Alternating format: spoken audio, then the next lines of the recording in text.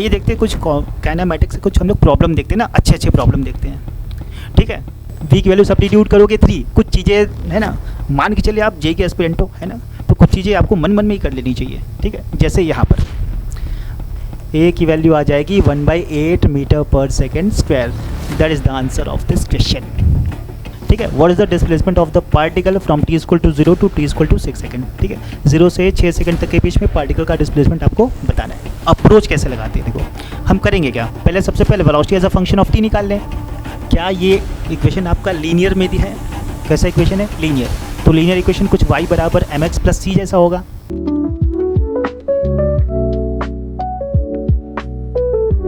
Hello friends, comet hub परिवार में आपका स्वागत है ना। आइए देखते हैं कुछ काइनेमैटिक्स से कुछ हम लोग प्रॉब्लम देखते हैं ना, अच्छे अच्छे प्रॉब्लम देखते हैं। ठीक है, ठीक है, तो शुरू करी जाए है ना। तो पहला क्वेश्चन देखो भाई, पहला क्वेश्चन आपके सामने ये है ना, एक बार क्वेश्चन को पढ़ लिया जाए। ठीक है, देखो क्वेश्चन बोला क्या है, kinetic energy of a particle having mass 2 kg varies with time is shown when kinetic energy is 9 joule then acceleration of a particle is। ठीक है, ठीक है, आपसे क्या पूछा है, पार्टिकल का एक्सेलरेशन पूछा है और ग्राफ किसका दिया है, काइनेटिक एनर्जी और टाइम का। ठीक है, तुमको क्या करना है, एक्सेलरेशन बताना है ना, मास 2 kg है। ठीक है, तो आइए इसको सॉल्व किया जाए। ठीक,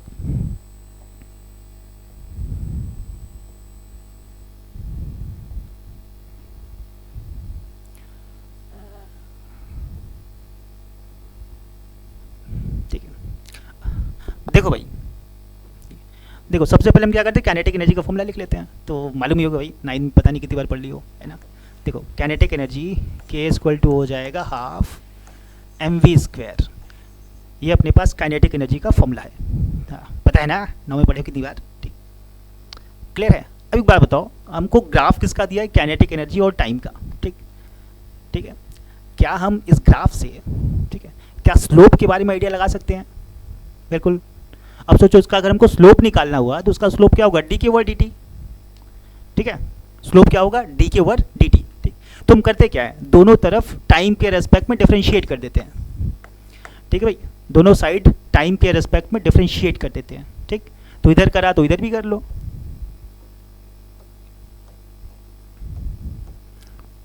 ठीक है, ठीक है, देखो एक बात बताओ, ये जो मास है अपना, ठीक है,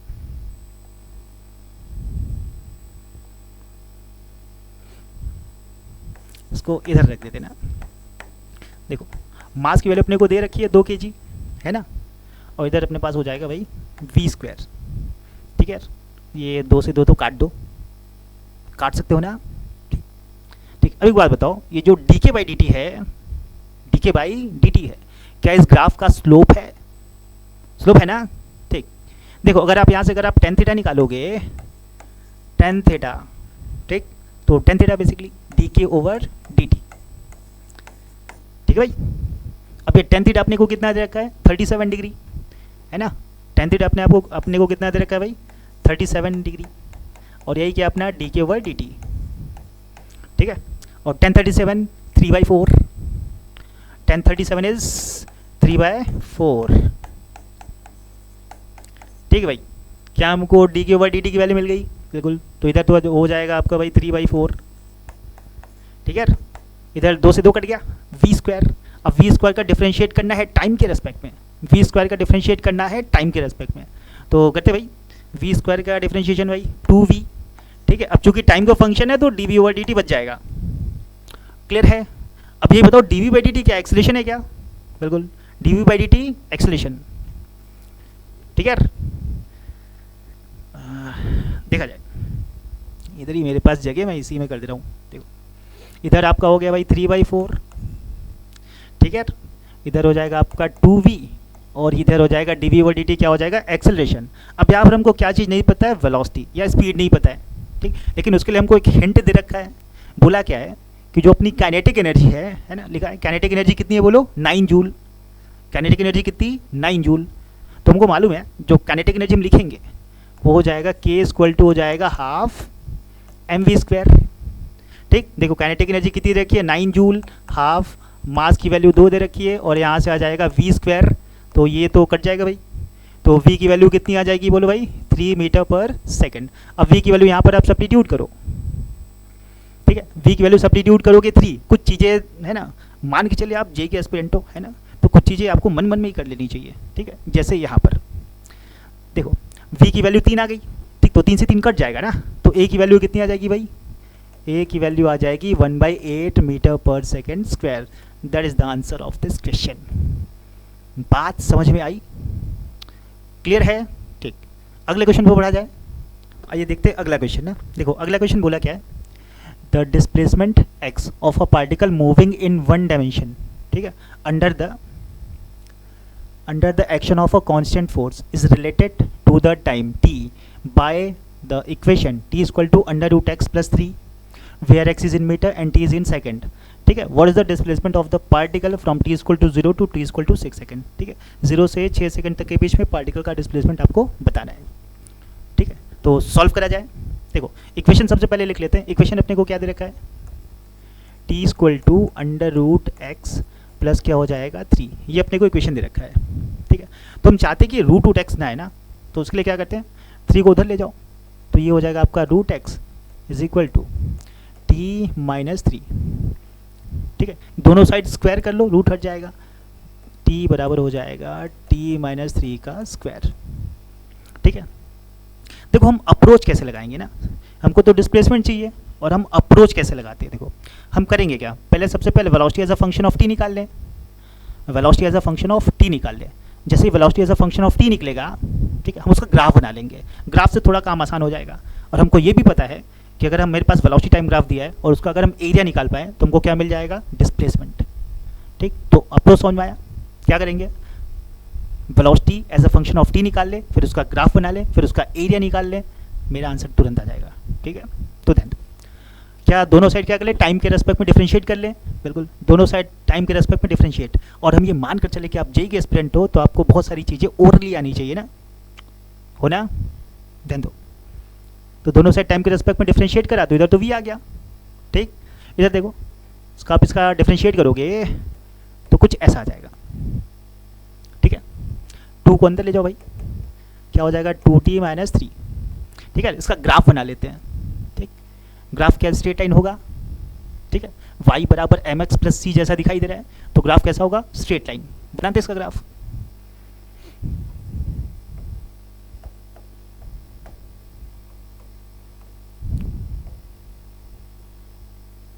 देखो भाई कौन सा कलर, ये कलर सेम कलर है। देखो तो ग्राफ जब भी बनाते हैं कि हमको 2 पॉइंट चाहिए, है ना, उन्हीं दोनों पॉइंट को मिला देंगे स्ट्रेट लाइन को ज्वाइन करते हुए ग्राफ अपने को मिल जाएगा। तो क्या बताओ, ये अपने पास कोई रिलेशन है, आप t को 0 रखो, जैसे आप यहाँ पर t बराबर आप 0 पुट करोगे, है ना, t बराबर 0 पुट करोगे, v आपको क्या, सॉरी यहाँ पर तो 2 का गुणा ही नहीं करा, -6 हो जाएगा, सॉरी। तो v कितना हो जाएगा भाई, -6, ठीक है। तो t बराबर 0 पर v कितना आ गया भाई, -6, ठीक है। दूसरी बात, ठीक है, देखो जब यहाँ पर आप वेलोसिटी को 0 रखोगे, किसको 0, वेलोसिटी को, जब वेलोसिटी को आप 0 रखोगे तो टाइम कितना मिलेगा, 3 सेकंड, यानी 3 सेकंड के बाद वेलोसिटी क्या हो जाएगी, 0, ठीक। यानी 3 सेकंड के बाद वेलोसिटी नेगेटिव से पॉजिटिव की तरफ अप्रोच करेगी, ठीक। ये 2 पॉइंट मिल गए, दोनों को ज्वाइन करते एक सीधी लाइन खींच दो, ये इसका ग्राफ बन गया, ठीक। अब ध्यान सुनना, ये तो समय हो गया 3 सेकंड और हमसे पूछा है कहाँ पे, 6 सेकंड पे, कहाँ पूछा है, 6 सेकंड पे, ठीक है। तो क्या करते हैं, 6 सेकंड बाद वेलोसिटी पता कर लेते हैं, तो यहाँ पर टाइम की वैल्यू 6 पुट कर लो, जैसे आप टाइम की वैल्यू यहाँ पर 6 रखोगे तो 12 में से 6 गया 6, तो प्लस का 6 आ जाएगा, कुछ इधर ही कहीं आएगा भाई, ये आपका हो गया प्लस का 6, और समय कितना हो गया, 6 सेकंड, है ना, ये मीटर पर सेकंड है ना, और ये आपका सेकंड में, तो बार मैं नहीं लिख रहा ना, ठीक। क्या अपने को ग्राफ मिल गया, ठीक है। क्या अपने को एरिया निकालने आता है ना, राइट एंगल ट्रायंगल का एरिया, ठीक है। यहाँ पर तो निकालने की भी ज़रूरत नहीं है, सोचो इसका बेस कितना है भाई, बेस इसका 3 है, और हाइट कितनी नीचे वाले की, -6, वैसे ही ऊपर भी है, तो जितना इधर नेगेटिव है उतना ही उधर पॉजिटिव है, तो जितना ये टर्म नेगेटिव आएगा उतना ये टर्म पॉजिटिव आएगा, तो दोनों को जोड़ोगे तो नेट क्या आ जाएगा, 0, क्योंकि क्या डिस्प्लेसमेंट वेक्टर क्वांटिटी है, बिल्कुल, तो आंसर 0। समझ में आया, क्लियर, ठीक है। आइए इस क्वेश्चन को देखते हैं, ठीक है। तो अब बढ़िया क्वेश्चन है ना, देखो फिर से अब ये ग्राफ दे रखा है काइनेटिक एनर्जी और एक्स का, किसका ग्राफ, काइनेटिक एनर्जी और एक्स का, ठीक। क्वेश्चन एक बार पढ़ लिया जाए। देखो बोला क्या, for a particle having mass 2 kg moving along x axis kinetic energy, है ना, काइनेटिक एनर्जी के with position x is shown in graph acceleration of a particle x equal to 8 metre. जब पार्टिकल 8 मीटर पे था तो उसको हमको क्या बताना है, एक्सेलरेशन बताना है, कितना होगा, क्या बताना है, एक्सेलरेशन।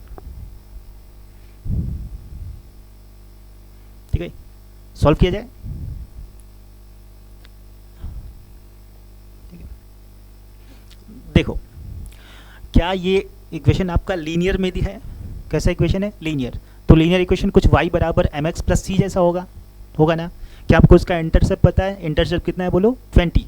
तो अगर काइनेटिक एनर्जी को कुछ लिखा जाए लीनियर इक्वेशन टाइप्स, तो y बराबर लिखेंगे अल्फा x प्लस बीटा, कुछ इस टाइप का आएगा ना।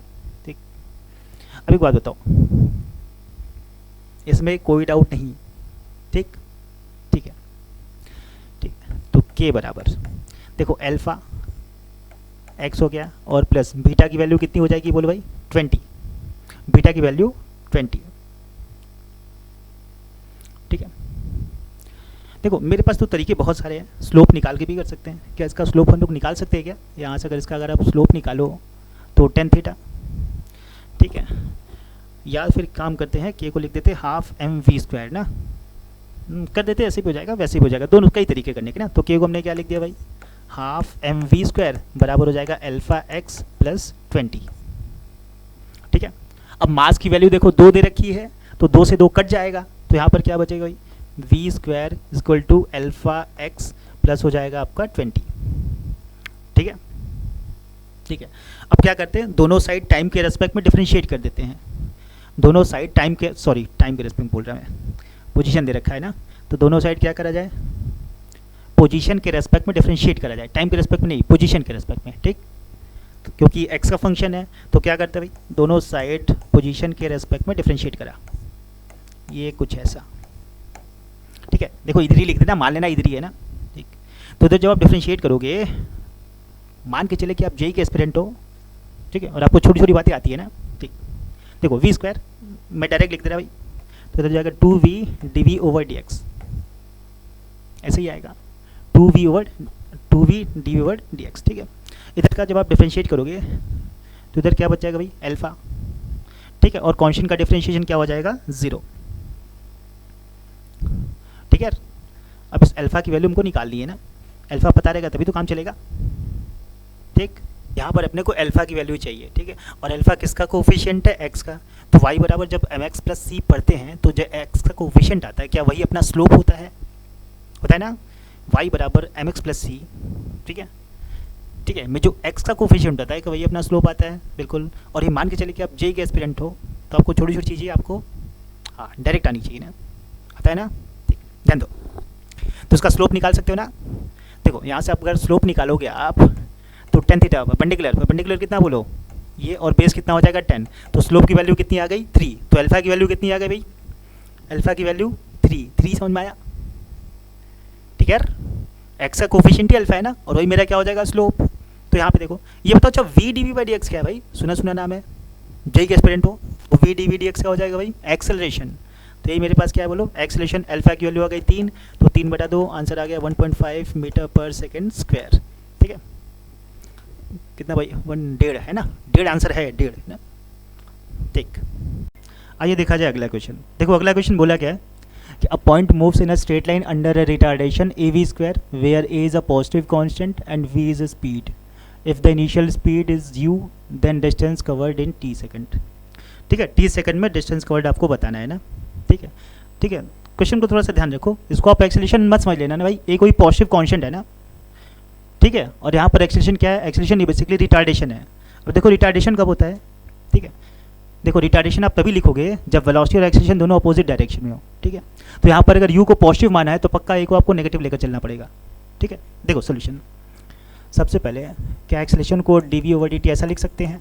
ठीक, माइनस क्यों लगा है, माइनस वाली बात सबको समझ में आ गई ना, क्योंकि रिटार्डेशन है। ठीक है, वेलोसिटी को पॉजिटिव मान लिया तो एक्सेलरेशन नेगेटिव होगा, तभी रिटार्डेशन होगा ना।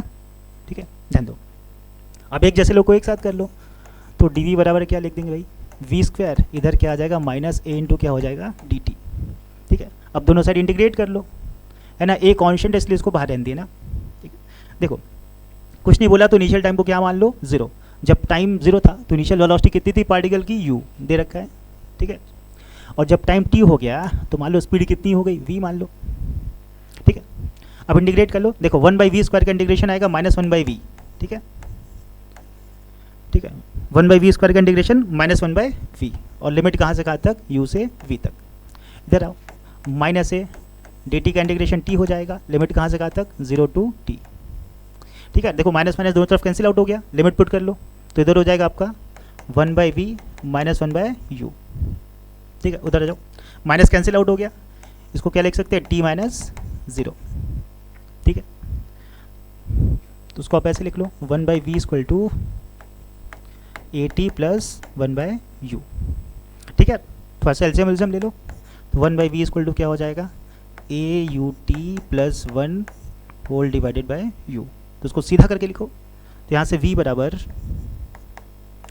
u/aut + 1, ठीक है।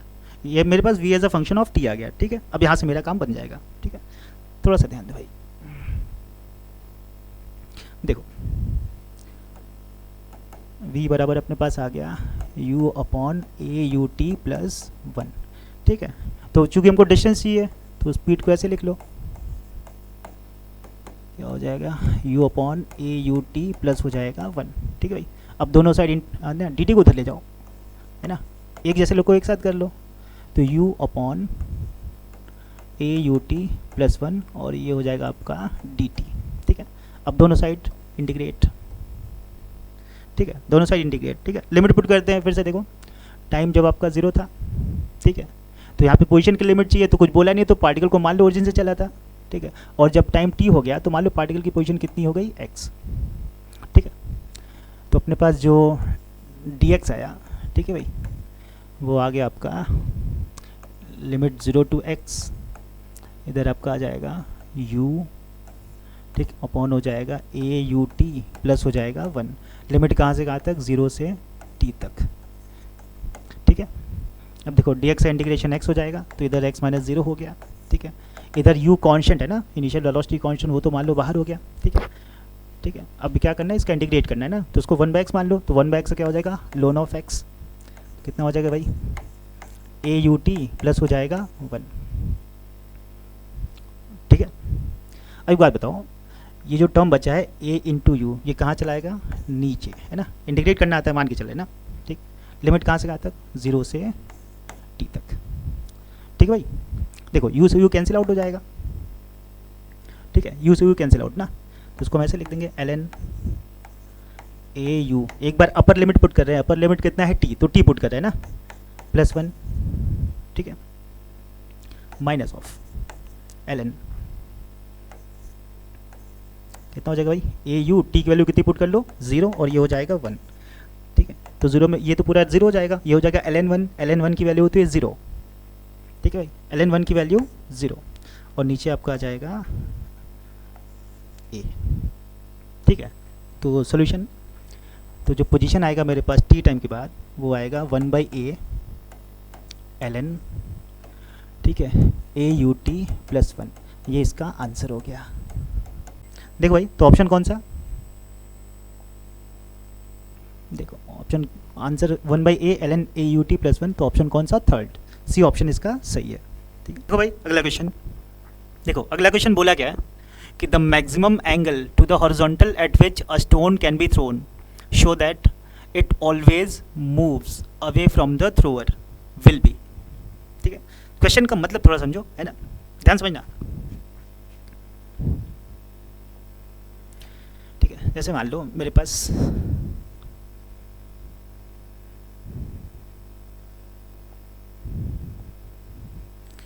ठीक है, ऐसे मान लो एक्सिस है, ठीक है, ठीक है, और हम मान के चले कि पार्टिकल मेरा एक्स वाई प्लेन में मोशन कर रहा है ना, ठीक है, ये सब कंसीडर करके चलना भाई। देखो इधर अपना हो गया एक्स और इधर अपना हो गया वाई,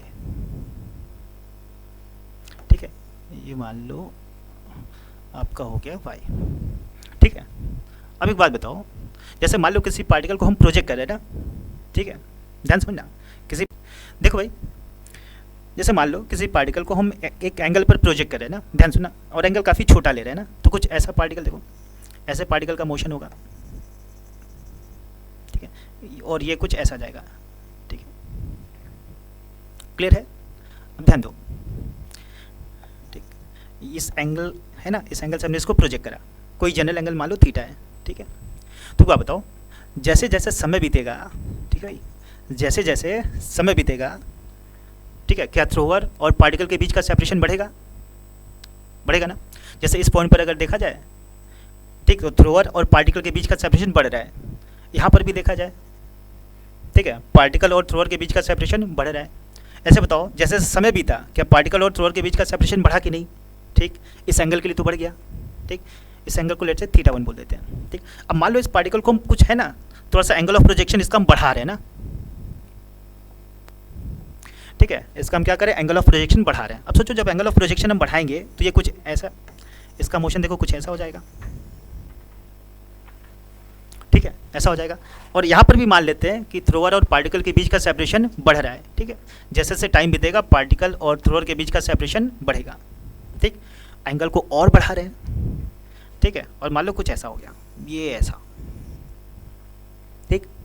अब एक बात बताओ, ठीक है, यहाँ तक तो मान लो ठीक है, यहाँ से चल रहे हैं, यहाँ तक पहुँचे, यहाँ तक पहुँचे, ठीक है, पार्टिकल और थ्रोअर के बीच का सेपरेशन बढ़ा, लेकिन एक समय के बाद, है ना, जैसे मान लो आप यहाँ पर ले लो, अब एक बात आप चेक करो कि देखो, जब यहाँ पर ये पहुँचेगा, ठीक है, तो पार्टिकल और थ्रोअर के बीच का सेपरेशन अब घटने लगेगा, ठीक। तो हमसे पूछा क्या है क्वेश्चन में, हमसे क्वेश्चन में ये पूछा है किस एंगल तक, ठीक है ना, किस एंगल तक पार्टिकल और थ्रोअर के बीच का सेपरेशन बढ़ सकता है? क्या हर एंगल पर ऐसा होगा? तो आंसर है नहीं, ठीक। एक पर्टिकुलर एंगल के बाद पार्टिकल और थ्रोअर के बीच का सेपरेशन क्या होगा, घटने लगेगा। तो बस हमको वही एंगल चाहिए जहाँ तक पार्टिकल और थ्रोअर के बीच का सेपरेशन बढ़ता रहे। आई थिंक क्वेश्चन अच्छे समझ में आ गया, ठीक है। आ जाओ थोड़ा सा सोल्यूशन करते हैं ना, ठीक।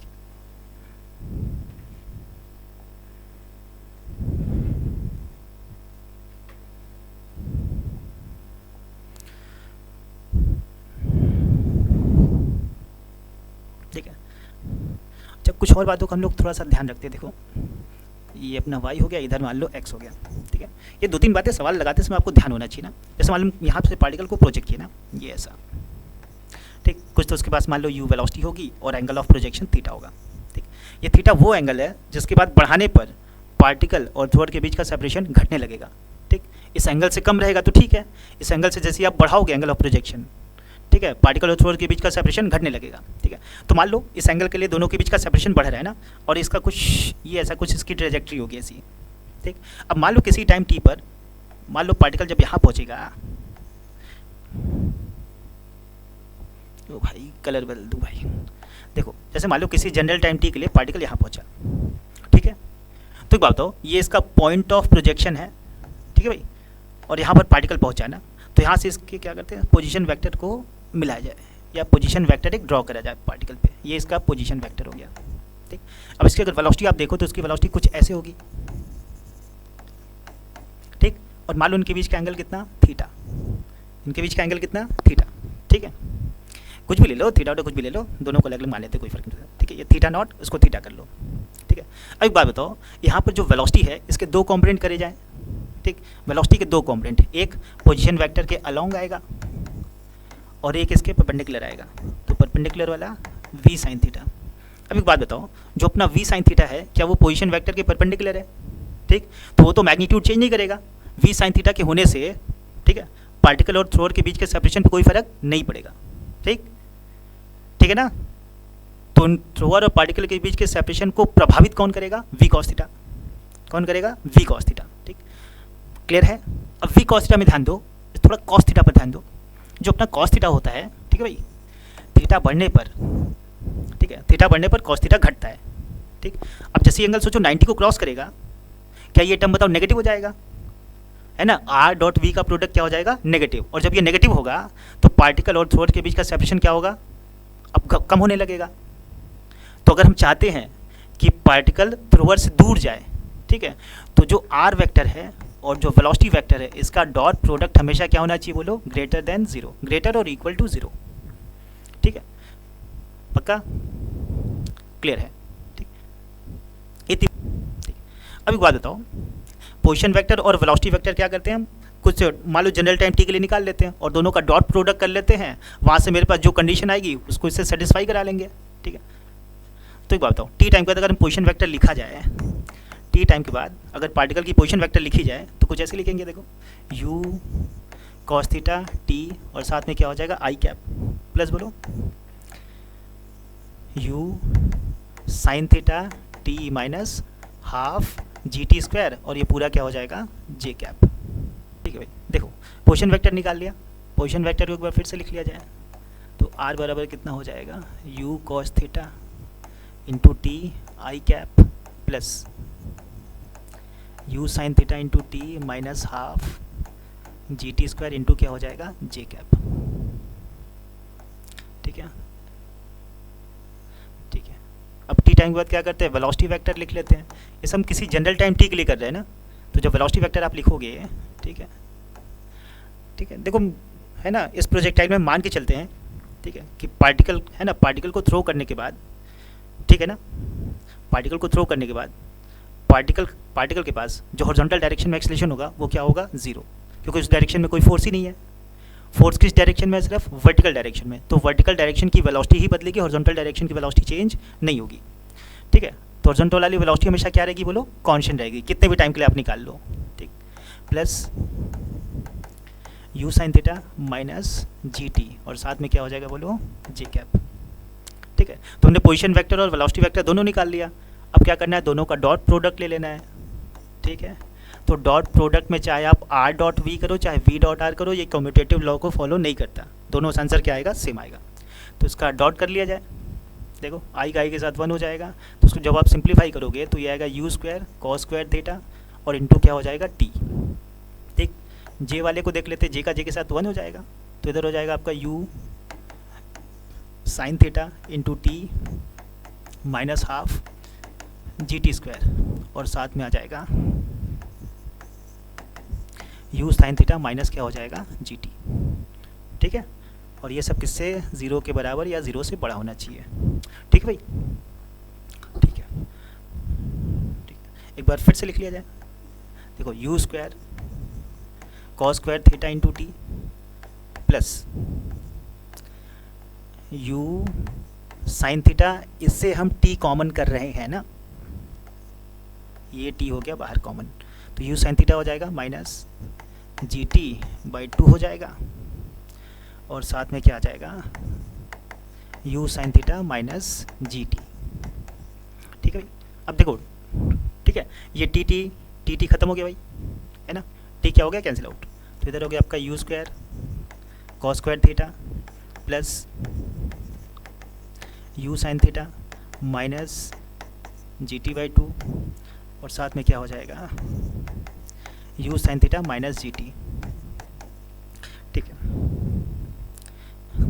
ठीक है, इतनी बात समझ में आ गई ना। क्या करते हैं, थोड़ा सा इसका मल्टीप्लाई कर लेते हैं, है ना, कुछ काम आसान हो जाएगा। तो इधर आपका हो जाएगा you square cos square theta plus you square sine square theta, ठीक है, माइनस यू साइन थीटा, ठीक है, इनटू क्या हो जाएगा जी टी। अब माइनस कैसे कर लो, तो माइनस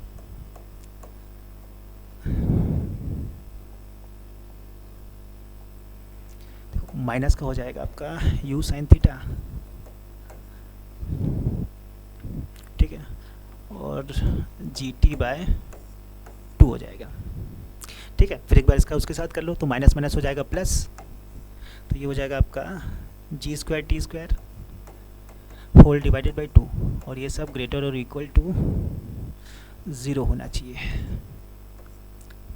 ठीक है, यहाँ तक बात समझ में आ गई। ठीक, थोड़ा सा और सिंप्लीफाई करते हैं, यहाँ पर देखो यू स्क्वायर कॉमन करोगे, इसकी वैल्यू हो जाएगी 1। ठीक है, तो 1 का मतलब बाहर क्या हो जाएगा यू स्क्वायर। ठीक है, तो ये होगा यू स्क्वायर, यहाँ पर देखो, ठीक है, इसकी वैल्यू 1 हो गई, माइनस ये 1 है, ये आधा है, तो आधा में 1 जोड़ो तो 3/2 और माइनस साइन के साथ। ठीक है, देखो ये 1 है, वो आधा है ना, तो जोड़ोगे तो 3/2 हो जाएगा, 3/2 यू साइन थीटा और इंटू हो जाएगा जी टी और प्लस क्या हो जाएगा g square t square divided by 2 greater और इक्वल टू 0। यहाँ तक बात समझ में आ गई ना। देखो यार टी में क्वाड्रेटिक है ना, टी में भाई क्वाड्रेटिक है, ठीक है। देखो हम चाह कह रहे हैं, हम चाह रहे हैं, ठीक है, हमें एक ऐसा थीटा मिल जाए, ठीक है, हमें एक ऐसा थीटा मिल जाए इस केस में, ठीक है ना, हमें एक ऐसा थीटा मिल जाए जिसके लिए है ना एंगल ऑफ प्रोजेक्शन पॉसिबल ही ना हो, थ्रोअर और है ना थ्रोअर और पार्टिकल के बीच का सेपरेशन घटे, हम एक ऐसा थीटा चाह रहे हैं। तो ऐसा होने के लिए इसका जो डिस्क्रिमिनेंट आप निकालोगे, ठीक है, डिस्क्रिमिनेंट आप जो निकालोगे वो पक्का क्या होना चाहिए, लेस देन 0 होना चाहिए, ठीक है। जो आप डिस्क्रिमिनेंट निकालोगे वो क्या होना चाहिए बोलो, लेस देन 0, ठीक है। तो एक बार सॉल्व कर लेते हैं। बी की वैल्यू बोलो, बी की वैल्यू हो जाएगी 3/2 यू साइन थीटा और साथ में क्या हो जाएगा जी, ये पूरे का होल स्क्वायर, ठीक। बी स्क्वायर हो गया माइनस 4 ए की वैल्यू कितनी हो गई, ये हो गया आपका जी स्क्वायर, ठीक है, बाई 2 कुछ छूट गया क्या भाई, ये तो यू आ जाएगा यू साइन थीटा, कुछ छूटा क्या, जी टी ठीक। देखो 4 जी स्क्वायर टी स्क्वायर और इधर हो जाएगा आपका, ठीक है, यू स्क्वायर, ठीक है। ये सब क्या होना चाहिए, लेस देन 0, ठीक। हम चाह रहे कि ऐसा थीटा हमको कोई मिले ही ना, ठीक। अब ध्यान दो, इसको थोड़ा सा ओपन कर लो, तो ये हो जाएगा 9/4, ठीक है, यू स्क्वायर खत्म हो गया और जी स्क्वायर भी खत्म हो गया ना, तो इधर बच गया 9/4, ये हो जाएगा आपका साइन स्क्वायर थीटा, ठीक है, माइनस 4/2 मतलब 2 है ना, और टी स्क्वायर, ये टी फालतू को लिख दिया, टी भी नहीं आएगा भाई ना, टी नहीं रहेगा यहाँ पे, ठीक। ये हो जाएगा आपका u भी खत्म हो गया और सिर्फ बच गया 2, और ये सब क्या होना चाहिए, लेस देन 0, ठीक है। तो इसको थोड़ा सा और सिंप्लीफाई कर लिया जाए, sine square theta -8 less than 0, तो यहाँ पर आपका आ जाएगा sine square theta should be less than 9/8, sorry 8/9, 8/9, ठीक है। तो यहाँ पर जो आप थीटा सॉल्व करोगे, जो थीटा आएगा आपका है ना, वो आएगा आपका लेस देन साइन इनवर्स 2 का मतलब हो जाएगा 2√2 और बाई हो जाएगा 3, कितना हो जाएगा 2√2/3, ठीक है। तो ठीक है, तो थीटा कितना आ गया भाई, साइन इनवर्स 2√2/3, ठीक है। अब इस साइन इनवर्स 2/√3 की अगर वैल्यू देखी जाए तो 1.4 करोगे, पूरा जब सॉल्व कर लोगे, जब इसका इन्वर्स निकालोगे तो आएगा 70.5 डिग्री आएगा ना, कितना आएगा 70.5 डिग्री, यानी सोचो 70.5 डिग्री के पहले क्या होगा, 70.5 डिग्री तक या उसके पहले थ्रोअर और पार्टिकल के बीच का सेपरेशन हमेशा बढ़ेगा। जैसे ही एंगल को आप 70.5 डिग्री से आगे बढ़ा दोगे, अब पार्टिकल और थ्रोअर के बीच का सेपरेशन घटने लगेगा। तो आंसर अपना कौन सा सही है, साइन इनवर्स 2√2/3 या फिर 70.5 डिग्री, ठीक है। ऑप्शन देख लो भाई कौन सा, देखो भाई ऑप्शन कौन सा सही है, 2√2/3, option number B is correct. अगर आंसर एंगल में देता तो 70.5 डिग्री, ठीक है। Thank you. आई होप आपको क्वेश्चन समझ में आया होगा। अगर नहीं समझ में आए तो दोबारा आप कमेंट बॉक्स में लिखिएगा, दोबारा से फिर उसको बता दिया जाएगा। जो भी डाउट है कमेंट बॉक्स में ज़रूर लिखिएगा, ठीक है। मिलेंगे नेक्स्ट क्वेश्चन के साथ। Thank you.